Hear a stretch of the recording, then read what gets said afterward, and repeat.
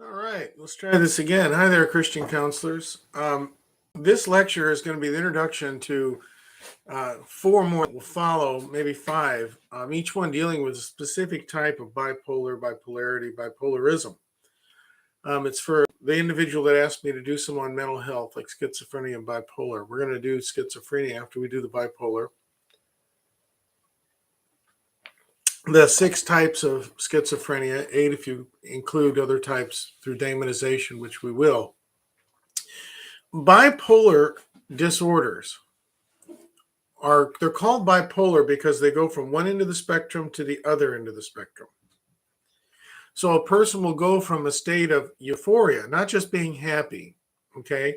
If it's just being in a state of, happiness, elation, not euphoria, and then it goes to being depressed, but not majorly depressed, you're talking about a cyclothymic disorder, which is called bipolar 3.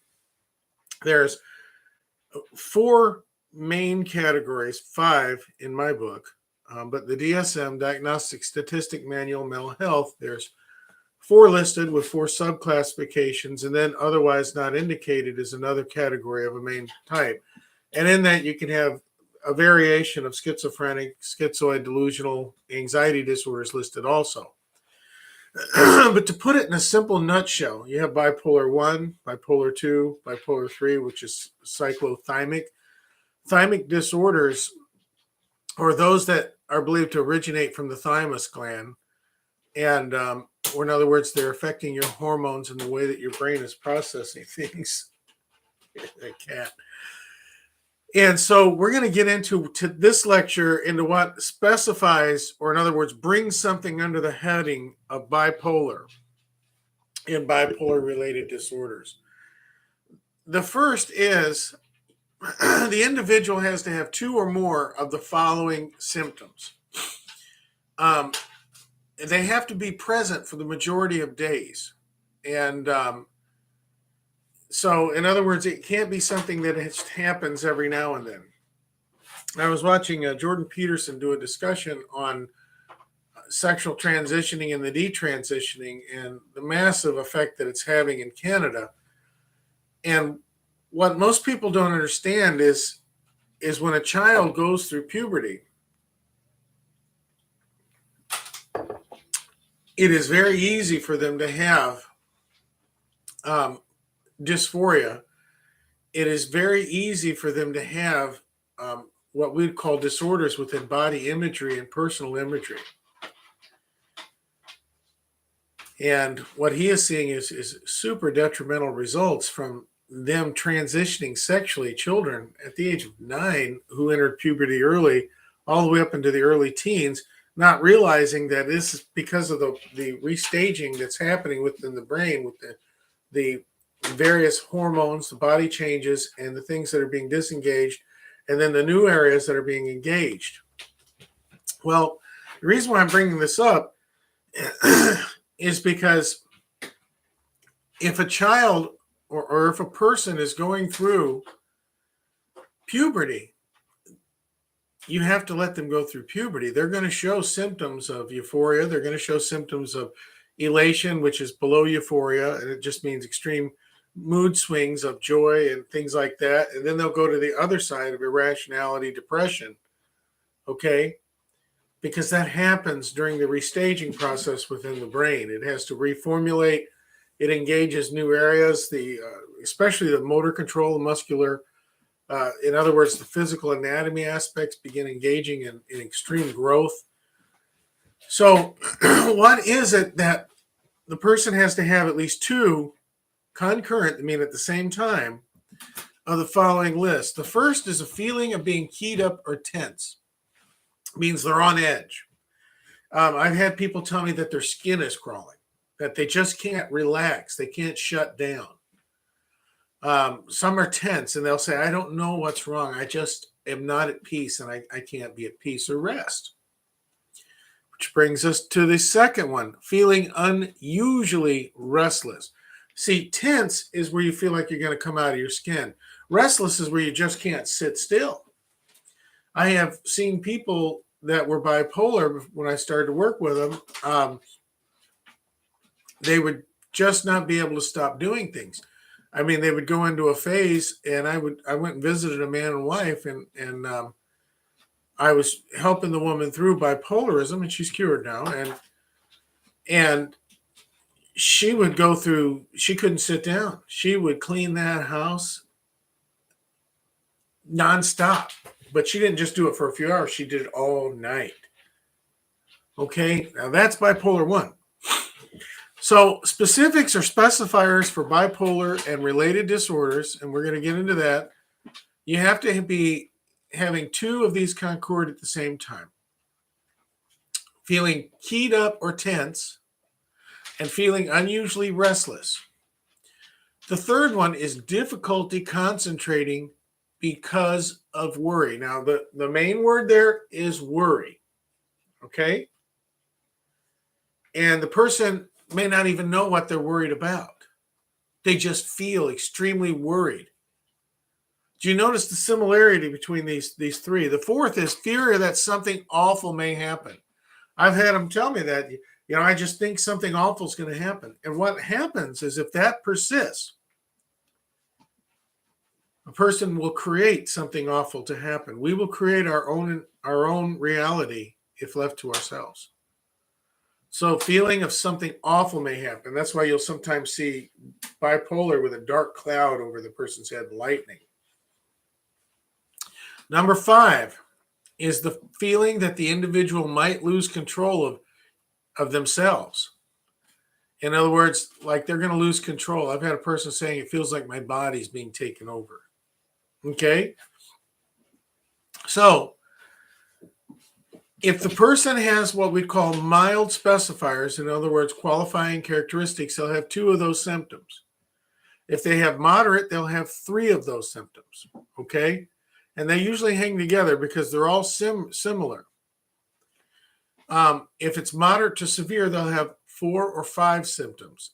If it is severe, they'll have 4 or 5 of the symptoms, but they'll also have motor agitation. And it can be heart arrhythmia. It can be muscle spasming. It can be various forms of motor agitation. Okay? Sometimes anxious distress is noted as the prominent feature of both bipolar and major depressive disorders. Okay? Anxious distress is very similar to the things that we just read off. It's that feeling of anxiety to where the point it brings you into a point of distress. It takes away your ability to function properly. Okay? Somebody that doesn't suffer from this doesn't understand what the person's going through. This is why I believe there are 5 specific fields of bipolarity, or what we call bipolaristic disorders. The 5th, because I'm a Christian, is demonization. Now, I believe demons have something to do with all 4 of the other ones, the bipolar 1, bipolar 2, cyclothymic, drug-induced, or what we call medicated or drug-induced polarity. I believe demons have something to do with each and every one of them. Spiritual assault is very common and relative, especially in today. This culture, society that we live in today, and it's not just in America, it's globally, has the highest rate of bipolarity in history. There's never been a more bipolar generation and 2 preceding it. It's simply exponentiated, grown, and spread. And I'm going to tell you why.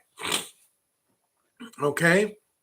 A person with these symptoms will have high levels of anxiety that are often associated and placing them at a higher risk of suicide, especially if they're feeling the loss of control and that hanging doom that something awful is going to happen.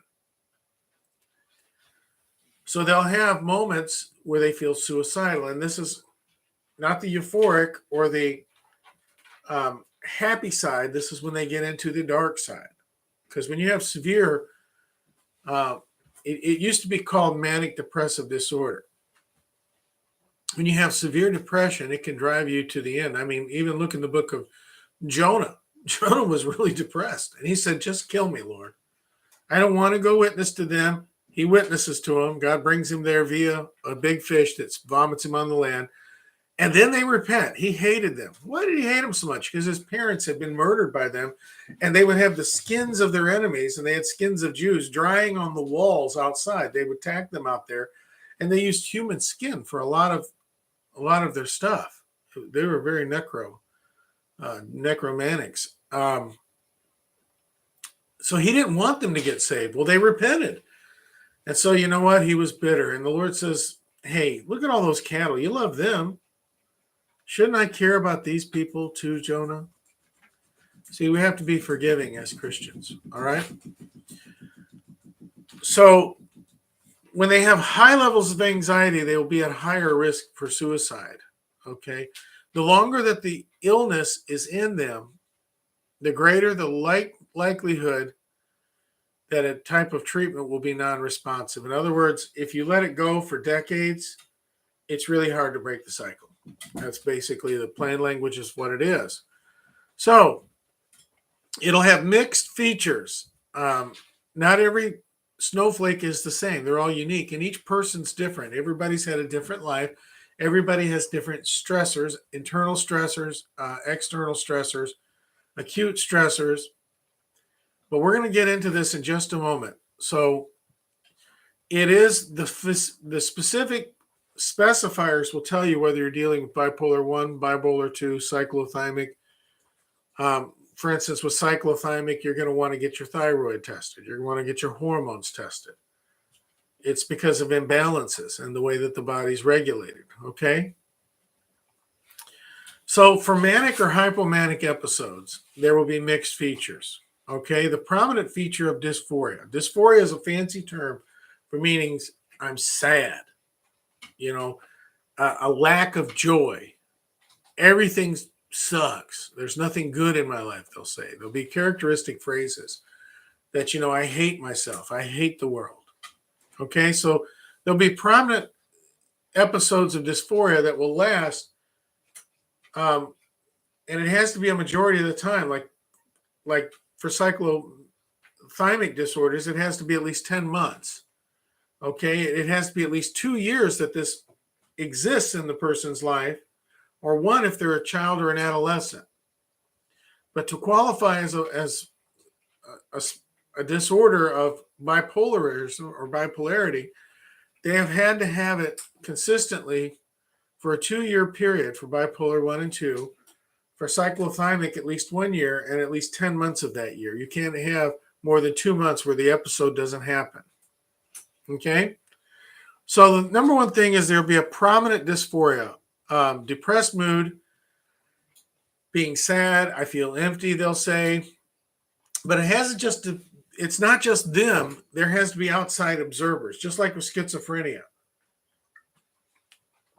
Schizophrenia has to be observed by somebody outside the person for 2 years. You can't just go in and somebody diagnose you with schizophrenia. There has to be a 2-year-long history of it. Okay? So prominent dysphoria, depressed mood. Secondly, diminished interest in pleasure at all. It means almost all activities, whether somebody can see them or try to get them in them, which means they won't want to go anywhere. They won't want to do anything. They will shut themselves in. They will basically quit taking care of themselves. I've seen people whose breath stink beyond belief. They smell bad because they have no interest in themselves or life. They have lost the desire to live life. Not to live, but to live life. Psychomotor retardation. Okay?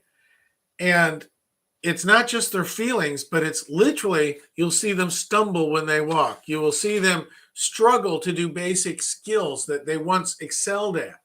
They will say, I think I have chronic fatigue syndrome, because they will be super low on energy. They will feel unworthy or worthless. They'll have an inappropriate guilt. In other words, and they'll express this to people, and people will think they're just looking out. They're just wanting attention. And I've seen in youth groups, a guy the youth pastor would insult kids, not realizing that actually they're crying out for help. You see? There'll be reoccurrent thoughts of death, not just the fear of dying. It's not the fear of dying, but they'll have thoughts of death. What would happen if I died? How would they feel about me if I died? And then there's also the other side of the coin. I think I'll just kill myself. Wouldn't life be better? But it'll be suicide ideations without a specific plan. This is why in psychology, if somebody is suspected of being suicidal, you'll ask them, well, have you made a plan? How would you kill yourself if you were going to do it? Because once they make the plan, the brain is already there's 4 stages. The 5th is when they go over it and they do it. That means they've already planned it. Okay, that means they're getting ready to actually do it. There could be a suicide attempt or a specific plan for committing suicide. See, this is when they get to that far end of the depression. These symptoms will be mixed and they'll be observable by others. And what will happen is you'll see a noticeable change. Okay, I've seen it in teenagers, but many times it's attributed to their environment and going through puberty, especially middle school, is ruthless. And what they'll do is they'll get beaten down by the others. They're going through puberty. Their brain is resetting, their body is changing, which is an amount of stress that is beyond belief. We all go through it, but it is very stressful. And then when you have other kids like, those that are wealthy or well taken care of or groomed, they will pick on it. They'll target them. It's just like I have chickens, and if a chicken gets weak, the others will target it. I keep my chickens well fed so they don't target the weak one, because they'll peck them to death and then devour them. So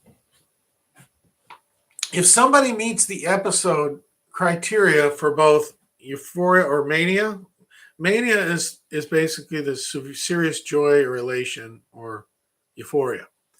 Depressive is that dark cloud series that we talked about, the feelings of worthlessness, fatigue, loss of interest in doing anything. Okay? They will have these symptoms but they'll have them to the point where it impairs them. You say, well, how can mania impair somebody? Well, have you ever seen somebody that's talking so fast, but their brain skips from subject to subject to subject? You just can't keep up with them? That's full-blown mania. Now, if it's not induced by cocaine or medicine, it's because of the chemical balances in their brain. Okay? So I'm going to go ahead and get into what I believe the causes are, because there's a lot of different opinions on this, and this is my personal opinion and what I've seen. And I've helped many people through bipolarism. The number one cause I find of bipolarity within a person is usually chemical imbalances that are either physically or demonically created. Okay? Now let me explain this. One of the things that can cause bipolarity or bipolarity symptomatic aspects or traits of bipolarity, even full-blown bipolarity, is demonic. Demons do affect the mind, heart, soul, and spirit. Curses. Parents speaking curses, generational curses. Cursed objects. I remember when I lived in Illinois, I was called to a household of a 17-year-old, and they had gotten involved in witchcraft heavily. The mother went into the room. She heard an explosion. She goes in the room, and here's 5 girls unconscious on the floor with, a witchcraft symbol on the floor and candles. And something had came in there, and she said that shook the house. And she couldn't wake them up. And she called me, and she called an ambulance. And, well, they had said they summoned something. They were doing these spells that they were in training from a teacher at the school they were going to. And, well, her personality changed majorly. What's worse is her brother, who was involved in it, committed suicide shortly after that. Okay? And she started showing symptoms of manic depression. She would go from heightened euphoric places to major depression. So demonization is a way that's caused. And secondly, alternate personalities. And they can be all the way from just shell alters, which are not fully developed. For instance, if a child is beaten down, abused, neglected, neglect is a big one. Another one today that causes dissociative conditions is hyper, what we call electronic stimulation. In other words, sitting at a computer or on a game for hours on end. It will cause a fantasional element to develop with a dissociative personality disorder that's associated to the actual electronic devices and gamers that they create. And they can create an entire gamer's world. I have known, literally, adults and children that can play that game for 1 to 2 days straight without stopping. Well, the brain goes to sleep just the other side. So what it does is it creates an imbalance on the left and right side. And when the brain switches from one side to the other, it causes a polarity, bipolarity. 1, 2, 2. So dissociative conditions, where you will have an alternate personality that's really happy, super happy. You'll have another one that's super depressed, abused. Another one that's suicidal. You see what I'm saying? Thirdly, hormonal chemical imbalances. Hormones can affect you in ways you never thought possible. Whether it's the thalamus gland, the thyroid, whether it's the hormones that are interacting within the brain, the body. The hormones are like the brain box in a car that has all the different fuses. Each one does something small. It can be something very small, like it simply reduces the amount of electricity that goes into the turn signal to keep the light bulb from overheating. You take that out, that light bulb gets too hot, it overheats. You see what I'm saying? So having thyroid thalamus problems can do it. Fourthly, diet. We live in a day and an age of the processed food. When the over-induction of not only sugars, but most people don't know, but human DNA and tissue is in most of the processed foods. That's why they send it to China. There was a lawsuit filed at the FDA against PepsiCo products because they were putting human tissue into the Pepsi and diet, into their soft drinks. But they weren't the only ones. That's why they send their chickens, these big Walmart, Sam's, Public, they send their chickens to China because in China they have all this human tissue that they grind up and add to the breading. Cannibalization, blood addiction is the most powerful addiction in the body that it can have. It's more powerful than sugar or narcotics. It goes blood addiction, human blood, sugar, and narcotics. So what happens when somebody has too much sugar or human tissue, and if they eat breaded products, they're getting way too much. We are living in the day of fast food, processed foods. Very few people grow their own foods or eat organically. The chemicals that are being pushed in it, it's called internal stressors. I'll show you. It's a book that's 2 inches thick just on this subject. And it's the clinical guide, and it's just for the stress systems within the body. You see, stress systems regulate, the internal stressors regulate how the body reacts and responds, but also it's like a rubber band that ties two things together, and it has to have a specific amount of tension to keep everything in balance. Well, if it gets over to one side, it creates an imbalance, and that's exactly what happens in bipolarity. One side is emphasized to the neglect of the other, and then it goes the exact opposite way. It usually has a 2-week cyclic pattern. So diet, I believe, is the number one cause of bipolarity disorders in the world today. The second is psychotronics, or in other words, the overindulgence and stimulation of electronic gadgets. Most people don't understand it, and Dr. Mercola has written many papers on this. There's several books that have been written on the the way that the fractalization towers, the 5 gigabyte towers, it's bad enough when it was 4. During the Geneva Convention, they outlawed 5 gigabyte technology because it literally attacks the skin and it attacks the organs and the brain. I have listened to lectures from 3 different leading prominent MDs in the field of the effects of waves and wave variations within the body. And they said that the majority of the American population is suffering from similar effects like those of radiation poisoning. That's why people are sick, their skin is hot, they're foggy in the head. An overindulgence or an overstimulation of electronics, it's called psychotronics, it causes an hyperinduction within the internal stressor systems and causes mental imbalances. So we got demonization, we got thymic or thalamus or thyroid conditions, hormones. We've got eating disorders, in other words, not eating what your body needs. And then we've got hyperstimulation of electronics electronics themselves and waves. We're being bombarded. Fifthly, we have chemical induction via environment. And this is also majorly effective to the polarity and what we call the physiobiological chemical balancing of the brain.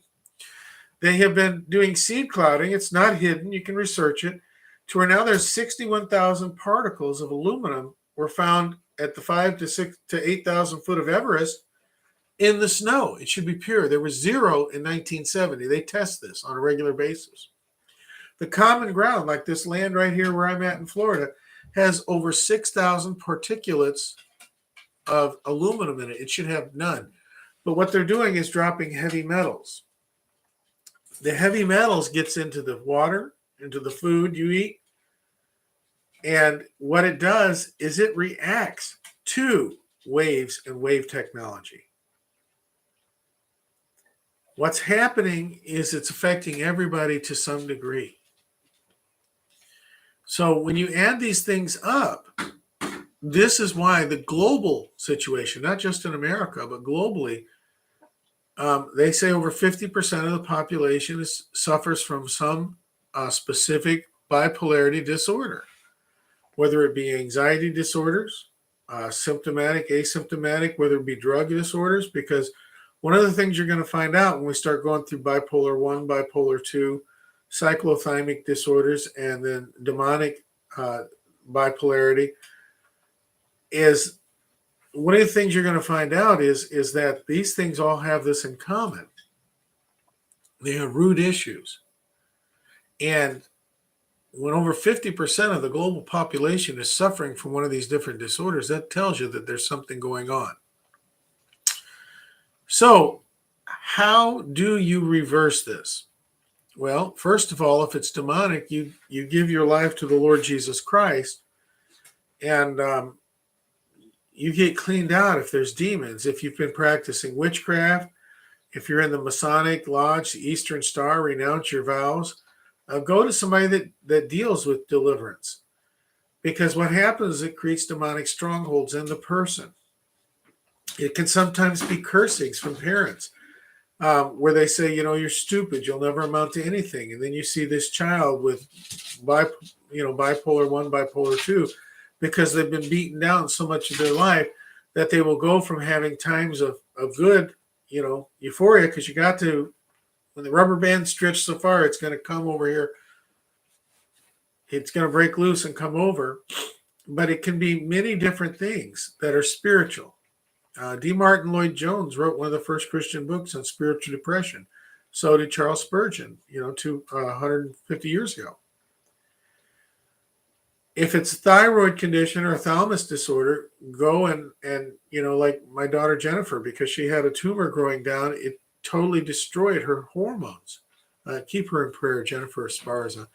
She's had such a hard way. She's got a heart surgery she's going to have to go through. Pray the Lord heals her heart and her thyroid.